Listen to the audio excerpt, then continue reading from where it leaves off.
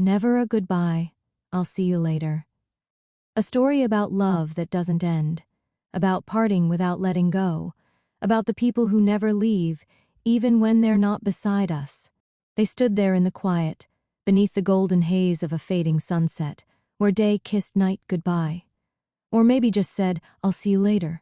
She didn't cry. Not yet. But he could feel it in her breath, how it trembled, how her chest rose just a little too fast, like her heart was trying to run ahead of the moment they were in.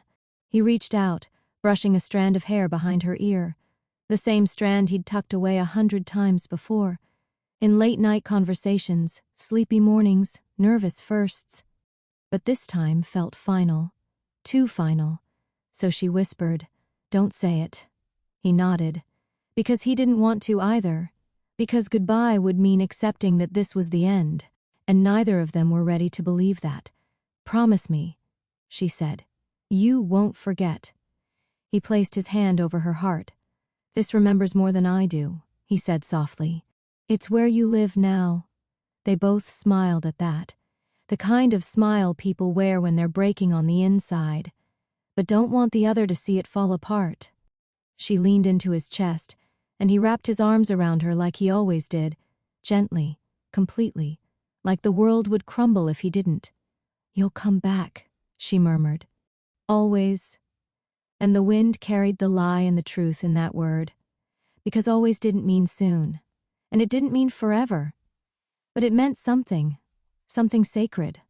They stood like that, as the light disappeared, and the world turned darker around them. But inside there was warmth, a flicker, a tether neither distance nor time could cut.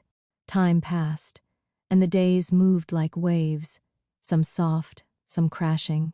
She lived. He wandered. Letters were never sent. Messages were half written and deleted.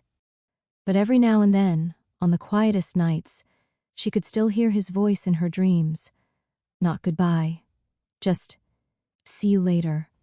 And when her chest ached too deeply, she'd reach to where his hand had rested, and remind herself he loved her enough to not say goodbye.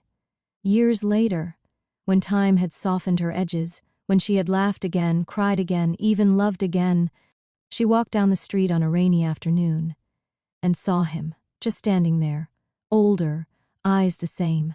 He smiled, the kind of smile that carried every version of them they'd ever been. She froze, then whispered, almost breathless, "You came back." He took a step closer, took her hand like no time had passed at all. "I told you," he said. "It was never a goodbye. Sometimes love returns. Sometimes it waits in the wings of time. And sometimes, just sometimes, the people we let go of find their way back. Because with some souls, there is no ending, no goodbye, just a promise. Spoken through years, across dreams, beyond distance. I'll see you later."